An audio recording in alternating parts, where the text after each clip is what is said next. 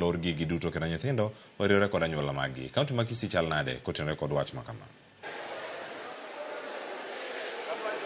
Oyawre ina Cleophas awinje yo makare antiere kama iluongo ni daraja mbili mano mantiere mano chiro mar daraja mbili mantiere boma ma Kisii kama achopo achiel kuom romo mag joluo ma timore gwenge ma daraja mbili. Adwani mondo kapok wachako kod twak ma kawuono anyalo loso kod jakom mondo olerno nena kata ilerno ne gima timore okinyi ma kawuono kaluwore kod romo mubedo godo alafu koka nyisi twak ma wan go. Ani iluonga ni Benta Atieno Aroko. Adak daraja mbili ka market.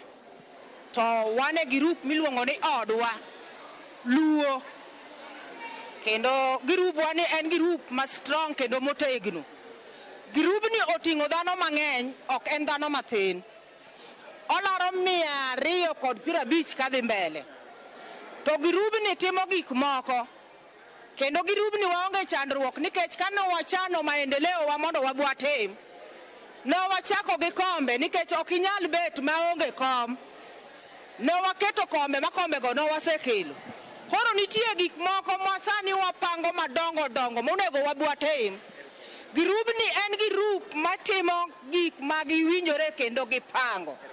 Moyo aonge wach an iluonga ni Benta Atieno a member. Koro walose Ramogi sani walose okinyi ma kawuono walose chenro ma sirikal ochako mar giwacho ni kachopo higa mar 2032 sirikal chano mar loro kata children's home pacho ka. Koro kaka in kaka jago mawuok e kaunti ma kata chairman mochung'ne joluo e kaunti ma Kisii be yie kod parono ni mar idwa ni mondo nyithindo mondo oriwre kod ji e gwenge. In parono diwachi ang'o kalure kod gino ma sirikal chano timo? Erokamano. Mokwongo gi nyinga giluonga ne Moses Obonyo mawuod Migori County kendo jakom mar Odwa Luo Unity ei dala mar Kisii ka. Paro ma sirikal nitie go concerning nyithindwa manitiere ute mag Young Children's Home, parono gikian ok ober mar golo nyithindwa go kanyo nikech so far nyithindwa mane kanyo ng'eny gi osebedo kaka gini gi lokruok sana in terms of yani puonj kata na education margi giyudo mijing'o kendo konyogi. Wan kaka Odwa bende wawuok ga mwadhi mwanengi nikech gin bende gin achiel kuom waneno lit ma gintie nikech gin nyithi kiye. Koro kopono golgi ni gidhi dok e mieche gi gwengegi to ok dhi bedo maber. En adhi bedo ataro mar wadhi ketho right mar nyithindwa gi. Koro gimano ero matin go agondo erokamano redio na moro. Rogers Ochieng' Otieno, wuod Migori County, Ranen kanyo. An gi pacha kuom golo nyithindwa e children's home ok bi bedo maber nikech kuondego gisebedo ka giyude konyruok emomiyo ne gidhi kuonde ainago. Koro ka dang' be ni gologi to ok nyal bedo mondisore ahinya.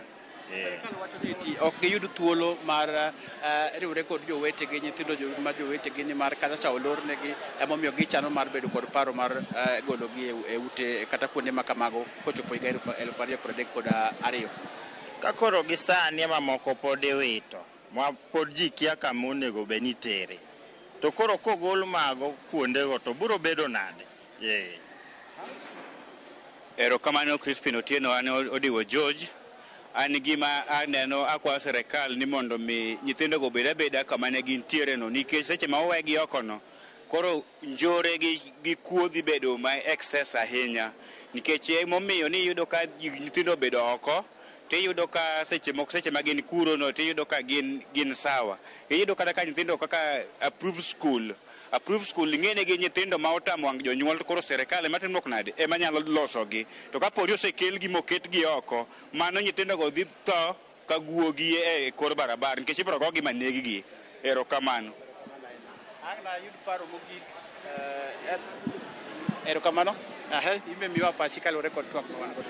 Iluonga ne Eunice Owiti, anya Bondo, anya Imbo, Usenge, aloso dak e piny Kindu, Kisii ka timo biashara mar omena, ane bura mar Odwa, to paro ma okel mar nyithindwa igole children's home, mano wasetho kaka wan jonyuol. mano wasetho kendo mano waseinyore kendo warumo. Mane kama koro wadwa rumo godo.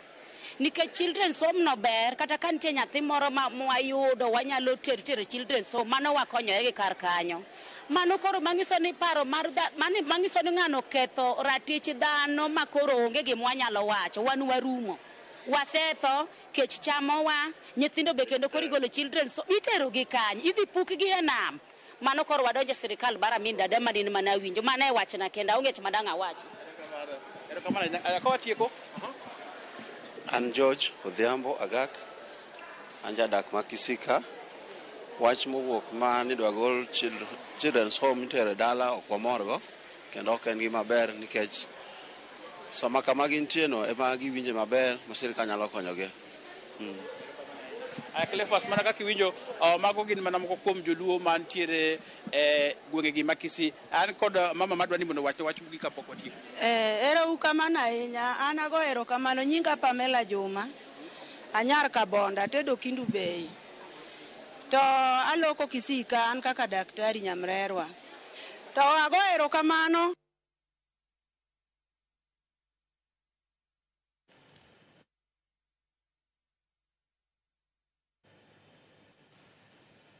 Koro mo joma timo mos kuom mano ng'ikruok moneno kar kanyo. Kaunti ma Kisii kane Crispin Otieno loso kanyo kod keno setieko Chris koso se achuth. Gin go weche mopogore opogore ok kawuono kende kendo kata kinde mabiro miyo Cleophas pod wan ka kendo bedo ko atimo kod wabiro bedo kod romo mopogore opogore kod jowa mantiere gwengi ma Kisii kaachiel kod gwenge mano mokiewo kod kaunti no manyamira. Koka panang no gi kanyo aduoko kendo iri Cleophas studio. Agoni erokamano ahinya Crispin Otieno. Dong' matin to wang'adi ni ero network odagi ni miyo ma Kabondo no ero kik losi